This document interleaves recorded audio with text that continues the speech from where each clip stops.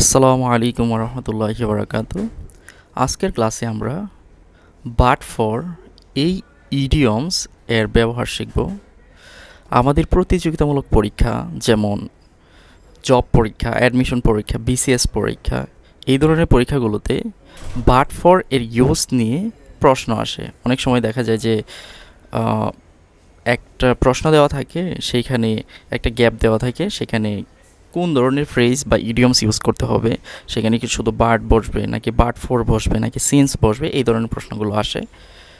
এবং অনেক সময় স্টুডেন্টরা এই ধরনের প্রশ্নগুলো বুঝতে পারে না, বা কি বসাতে হবে বা অর্থ কী অনুসারে কি বসাতে হবে বা উত্তর কী হবে সেটা বুঝতে পারে না। সো আজকে আমরা সেই জন্য বাট ফর এর ইউজ নিয়ে আলোচনা করব এবং এই বিষয়টা ডিটেলসে ব্যাখ্যা করে ক্লিয়ার করে ফেলবো। আশা করি ভালো লাগবে। চলুন শুরু করা যাক। তাহলে ইউজেস অফ বাট ফর, মানে বাট ফর এর ব্যবহার খেয়াল করুন। বাট ফর এর ব্যবহার জানতে হলে আমাদের প্রথমে বাট ফর এর অর্থ জানতে হবে। এই যে বাট ফর, এটা হচ্ছে সাধারণত একটা ইডিয়মস। এটার অর্থ এবং এটার ফাংশন জানলে আমরা বাক্যে খুব ইজিলি বা সহজভাবে এটা ব্যবহার করতে পারবো। তাহলে প্রথমে চলুন শুরু করা যাক এবং দেখে নেওয়া যাক এটার অর্থ কী হয়। বাট ফর এটা হচ্ছে একটা ইডিয়মস।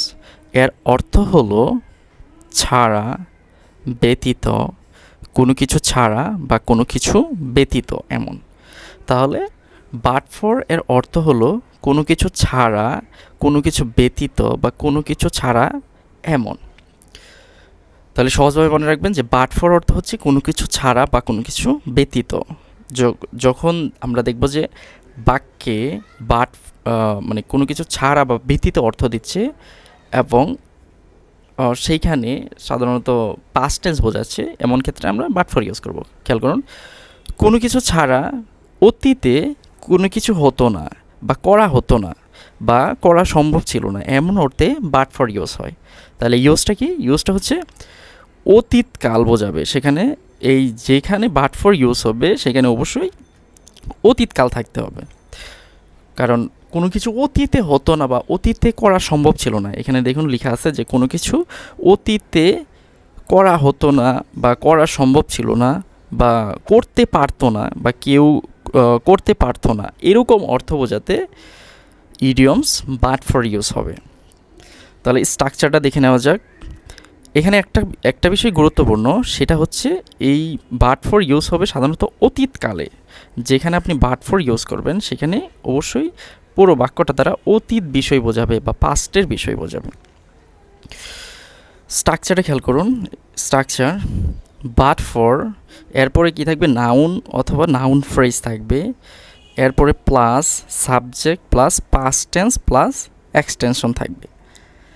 এখানে খেয়াল করুন, বাট ফর, যেহেতু বাট ফর এ ফর আছে, আর ফর হচ্ছে একটা প্রিপোজিশন, আর আমরা জানি প্রিপোজিশনের পরে কি বসে? প্রিপোজিশনের পরে নাউন, প্রোনাউন বা নাউন ফ্রেজ বসে। পরে খেয়াল করুন, প্রিপোজিশনের পরে নাউন, প্রোনাউন বা নাউন ফ্রেজ বসে, কারণ ফর হচ্ছে একটা প্রিপোজিশন, আর প্রিপোজিশনের পরে সবসময় প্রিপোজিশনের অবজেক্ট দরকার হয়, আর প্রিপোজিশনের অবজেক্ট হিসেবে সবসময় নাউন, প্রোনাউন বা নাউন ফ্রেজ হয়। যেহেতু এখানে বাট ফরে ফর এটা হচ্ছে একটা প্রিপোজিশন, তাই এর পরে মানে ফরের পরে অবশ্যই কি বসাতে হবে? অবশ্যই নাউন, প্রোনাউন বা নাউন ফ্রেজ বসাতে হবে। এক্ষেত্রে সবচেয়ে বেশি ইউজ হয় নাউন অথবা নাউন ফ্রেজ। তাহলে স্ট্রাকচারটা খেয়াল করুন, বাক্যের শুরুতে বসবে বাট ফর, এরপরে কি বসবে? নাউন, প্রোনাউন বা নাউন ফ্রেজ অথবা নাউন বা নাউন ফ্রেজ, প্লাস এরপরে সাবজেক্ট প্লাস পাস্ট টেন্স হবে প্লাস বাকি অংশ হবে। উদাহরণ খেয়াল করা যাক।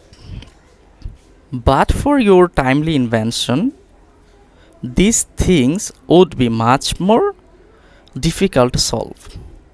এখানে খেয়াল করুন, বাক্যের শুরুতে বসেছে বাট ফর, এবং বাট ফরের পরে আমরা বলেছিলাম যে কি বসবে? নাউন, প্রোনাউন বা নাউন ফ্রেজ। এখানে দেখুন ইয়োর টাইমলি ইনভেনশন, এটা হচ্ছে নাউন ফ্রেজ, কারণ আমরা জানি যে possessive plus adjective plus noun মিলে নাউন ফ্রেজ হয়। তাহলে এখানে বাট ফর এরপরে noun phrase your timely invention বসেছে, এবং এরপরে সাবজেক্ট দিস থিংস এবং ভার্ব উড বি প্লাস বাকি অংশ much more difficult to solve ইত্যাদি বসেছে। তাহলে এখানে অর্থ খেয়াল করুন, but for your timely invention, যে তোমার সময় উপযোগী আবিষ্কার ছাড়া, বাট ফর মানে হচ্ছে ছাড়া, ইউর টাইমলি ইনভেনশন তোমার সময় উপযোগী আবিষ্কার, তাহলে তোমার সময় উপযোগী আবিষ্কার ছাড়া this things would be much more difficult to solve, এই বিষয়টা বা এই বিষয়গুলো সমাধান করা কঠিন হতো। মানে তোমার এই ইনভেনশনটা ছাড়া এই বিষয়গুলো সলভ করা যেত না। এখানে খেয়াল করুন, দিস থিংস হচ্ছে সাবজেক্ট, উড বি হচ্ছে ভার্ব, এখানে উড বি, উইল এর পাস্ট ফর্ম হচ্ছে উড, তাহলে উড বি এটা কিন্তু পাস্টে আছে, তাহলে দিস থিংস এটা হচ্ছে সাবজেক্ট, উড বি এটা হচ্ছে পাস্ট টেন্স প্লাস বাকি অংশ।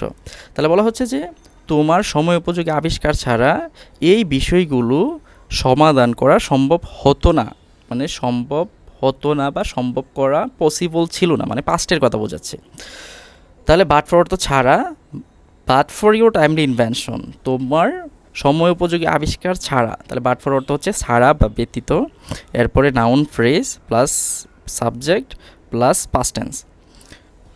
আর এই পুরো বিষয়টা দ্বারা কী বোঝাচ্ছে, পাস্টের বিষয় বোঝাচ্ছে, যে তোমার সময় উপযোগী আবিষ্কার ছাড়া, তোমার সময় উপযোগী আবিষ্কার ছাড়া এই বিষয়গুলো সমাধান করা কঠিন হতো বা সমাধান করা সম্ভব হতো না বা করা যেত না, পাস্টের বিষয় বোঝাচ্ছে। দ্বিতীয় উদাহরণ খেয়াল করা যাক, বাট ফর হার নি ইনজুরি, যে তার হাঁটুতে ব্যথা না পেলে he would have played well, সে ভালো খেলতো, তার মানে পাস্টে খেলাটা অলরেডি হয়ে গেছে এবং সে হয়তো খারাপ খেলেছে, ভালো খেলেনি। এই জন্য রিজন বর্ণনা করা হচ্ছে যে বাট ফর হার নি ইনজুরি, যে তার হাঁটুতে ব্যথা না পেলে বা ব্যথা ছাড়া যদি তার হাঁটুতে ব্যথা না হতো, he would played very well অথবা he would played well, would have played well, যে তার হাঁটুতে যদি ব্যথা না পেতো তাহলে সে অনেক ভালো খেলতো, মানে পাস্টের বসে বোঝাচ্ছে এখানে বাট ফর, এটা হচ্ছে ইডিয়মস। আর এরপরে হার নি ইনজুরি এটা হচ্ছে নাউন ফ্রেজ, কারণ আমরা জানি যে বাট ফরের পরে নাউন প্রোনাউন বা নাউন ফ্রেজ বসে, এখানে হার ইনজুরি এটা হচ্ছে নাউন ফ্রেজ, এবং এইটুকু হচ্ছে পাস্ট টেন্স। তাহলে বাট ফর হার নি ইনজুরি, যে তার হাঁটুতে ব্যথা না পেলে বা তার হাঁটুতে ব্যথা ব্যতীত বা ব্যথা ছাড়া, he would have played well, যে তার হাঁটুতে ব্যথা না পেলে সে কী করতো, অনেক ভালো খেলতো। তারপর বাট ফর ইউর হেল্প, যে তোমার সাহায্য ছাড়া আই উড হ্যাভ ফেইলড, আমি ফেল করতাম, তার মানে তুমি যদি মানে সাহায্য না করতে তাহলে আমি কি করতাম, ফেইল করতাম বা অকৃতকার্য হতাম, তার মানে এখানে অলরেডি হেল্প করা হয়ে গেছে, মানে পাস্টের বিষয় বোঝাচ্ছে। আর এখানে যদি সে ওই পাস্টে সাহায্যটা না করতো তাহলে আই যে সাবজেক্ট ইনি ফেল করতেন, মানে আই ওড হ্যাভ ফেইলড, তার মানে এইটা দ্বারা পাস্টের বিষয় বোঝাচ্ছে। উইলের পাস্ট ফর্ম হচ্ছে ওড। সাধারণত এই বাট ফরের ক্ষেত্রে সবচেয়ে বেশি যে বিষয়ের স্ট্রাকচারটা ইউজ হয় সেটা হচ্ছে যে সাবজেক্ট প্লাস উড অথবা উড হ্যাভ প্লাস ভার্বের V3। খেয়াল করুন, সাবজেক্ট থাকবে উড প্লাস ভার্বের বেস ফর্ম অথবা উড হ্যাভ প্লাস ভার্বের V3, এই ধরনের ইউজ এই বাট ফরের ক্ষেত্রে সবচেয়ে বেশি হয়। আর এই যে প্রত্যেকটা এক্সাম্পলই কিন্তু কোনো ইউনিভার্সিটিতে নয়তো জবে অথবা BCS-এ অথবা জবের কোনো পরীক্ষাতে এসেছে, এই প্রত্যেকটাই এক্সাম্পল। তাহলে তোমার সাহায্য না পেলে আমি ফেল করতাম, বাট ফর অর্থ হচ্ছে ছাড়া, ইয়োর হেল্প মানে তোমার সাহায্য, এখানে ইয়োর হেল্প, এখানে ইয়োর পসেসিভ, হেল্প হচ্ছে নাউন, পসেসিভ প্লাস নাউন মিলে নাউন ফ্রেজ হয়। তাহলে বাট ফর ইয়োর হেল্প, যে তোমার সাহায্য ছাড়া আর আই উড হ্যাভ ফেলড, আমি অকৃতকার্য হতাম। এখানে নোট দেওয়া আছে, খেয়াল করুন যে উড হ্যাভ প্লাস V3 না থাকলে শুধু উড হবে, উত্তরে শুধু উড করা যাবে। এখানে খেয়াল করুন যে এখানে যদি উড হ্যাভ এইটা যদি না থেকে, মানে যদি এখানে গ্যাপ দেওয়া থাকতো বা এখানে যদি শূন্যস্থান দেওয়া থাকতো, তখন যদি আপনাকে বসাতে বলা হতো যে এখানে উড হবে নাকি উড হ্যাভ হবে, এখানে তো ফেইল্ড ভার্বের V3 আছে তাই উড হ্যাভ দেওয়া যাবে, কিন্তু এইখানে যদি ফেইল্ড না থেকে শুধু ফেইল থাকতো তাহলে এখানে উড হ্যাভ না দিয়ে উডও দেওয়া যেত। তেমনি আরও উদাহরণ খেয়াল করা যাক। বাট ফর ইউর হেল্প, যে তোমার সাহায্য ছাড়া, I had been in travel, আমি বিপদে পড়তাম। অথবা বাট ফর ইউর অ্যাসিস্ট্যান্স, যে তোমার সহযোগিতা ছাড়া, আই উড হ্যাভ ফেইল্ড, আমি ফেল করতাম। যে তোমার সহযোগিতা ছাড়া আমি বিপদে পড়তাম বা আমি ফেল করতাম। তাহলে এখানে বাট ফর এটার অর্থ হচ্ছে ছাড়া, আর ইয়োর হেল্প তোমার সাহায্য, ইয়োর অ্যাসিস্ট্যান্স তোমার সহযোগিতা বা সাহায্য। তাহলে এখানে বাট ফর অর্থ হচ্ছে ছাড়া বা ব্যতীত। এবং এই পরবর্তীতে পাস্ট পারফেক্ট টেন্স বা পাস্ট টেন্স, এটাও পাস্ট টেন্স, এগুলো পাস্ট টেন্সে আছে। তেমনি বাট ফর ইউর হেল্প, তোমার সাহায্য ছাড়া, I would have failed my attempt, আমার তোমার সাহায্য ছাড়া আমি আমার চেষ্টায় ব্যর্থ হতাম। তার মানে তুমি সাহায্য করেছিলে বলেই আমি মানে কৃতকার্য হয়েছি বা সাকসেস হয়েছি, এখানে পাস্টের বিষয় বোঝাচ্ছে। তেমনি but for your sincerest cooperation, তোমার সিনসিয়ারেস্ট কোঅপারেশনের জন্য, I would have failed, sorry এখানে বাট ফর মানে হচ্ছে ছাড়া।